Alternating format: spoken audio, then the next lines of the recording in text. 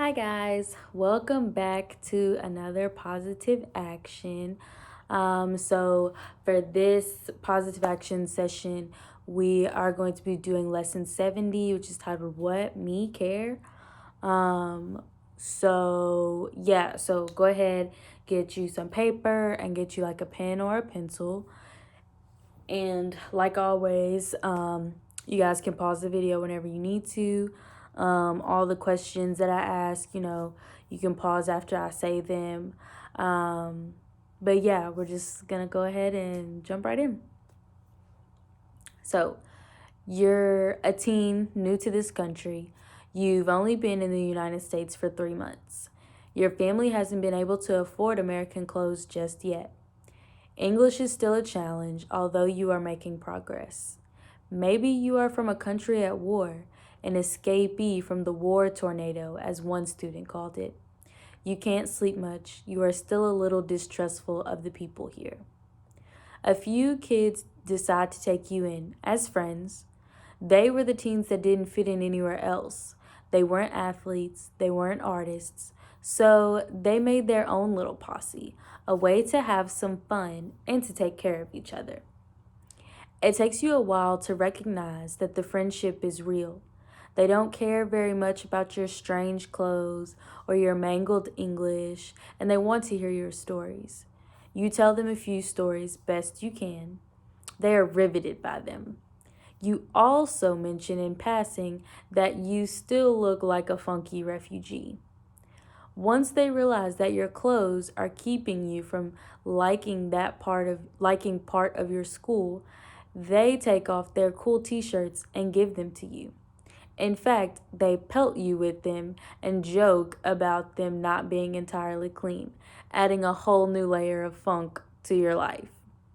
Later, they gang up and buy a couple of pairs of denims, a warm too big hoodie, a pair of very cool sneakers, some garish striped socks in the worst possible taste.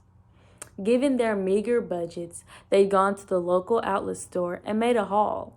What would you be feeling as the funky refugee? So let me know how you would be feeling if you were in that situation. What would you be feeling if you were the friends?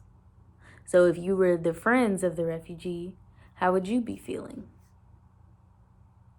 We could say the friends were empathetic to the funky refugee. Based on these feelings and experiences, how would you define empathy? So, empathy is the ability to understand intellectually what another person is thinking, experiencing, and feeling, to think about their situation. So, when you're empathetic, you think about the other person's situation.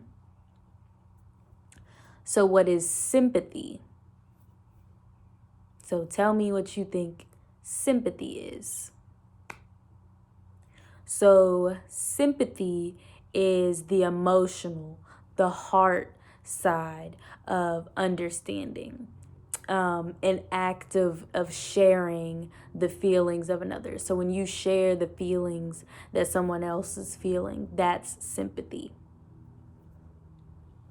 So, empathy is a positive action, an affiliative behavior that aligns us with our best selves and aligns us with our friends, families, and communities. The opposite of empathy is when we act in ways that distance us from other people. When we don't act in empathetic ways, it disconnects us from others and can make us feel like outcasts or aliens. So, what percentage of time do you think people feel alienated from others? And what percentage of time do you think people feel connected? So we feel good when others understand us and when we understand them. We feel bad when people don't understand us. And we feel bad about ourselves when we fail to understand or empathize with other people.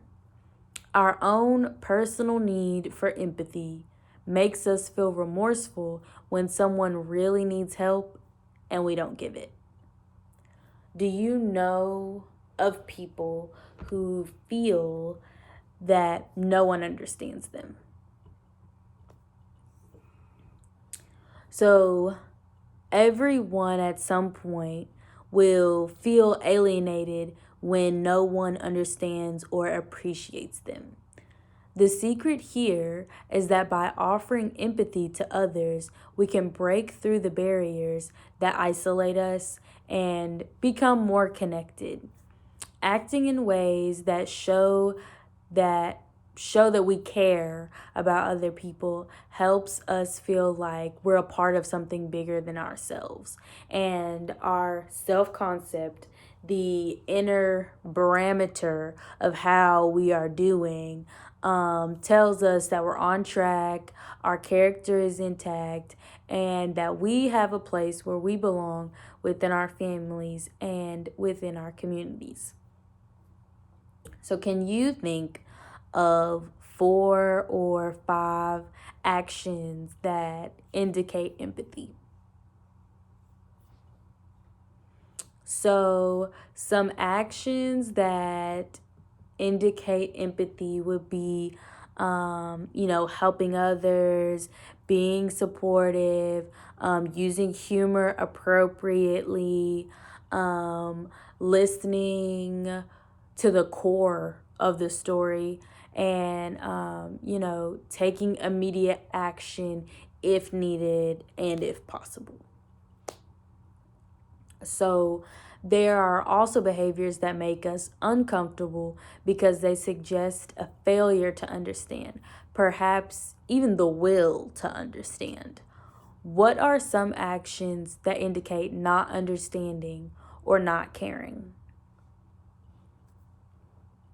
So, some actions that indicate, not caring or not understanding is rolling your eyes, disengagement, acting bored or impatient, ignoring people, teasing people, gossiping, turning away, refusing to help. Those kinds of things indicate that you either are not understanding or you're not caring. So, what happens to people when they receive these kinds of responses? And what happens when they give these kind of responses? So let me know. What happens when people receive these kind of responses? And what happens when people give these kind of responses? So when people give and receive these kind of responses, the lack of self-esteem or social incompetence can be what's fueling those unempathetic responses. And the way to build social self-esteem and social competence is to practice positive actions and like the things that we're learning in these messages. So that's a good way to build your social self-esteem and your social competence. So now grab that piece of paper, grab that pen, and this is gonna be our ending activity. So I want you to write down at least 3 actions that you can think of that I didn't already say in the video that are empathetic, and how doing those actions can help you better understand or connect with other people. So please, in the comments, on our other social media pages and on our Facebook and stuff, let us know how you can be more empathetic to people, and how those actions can help you understand people and connect you all and bring you all closer together. As always, I hope you guys are staying safe and staying healthy, and I will see you guys next time.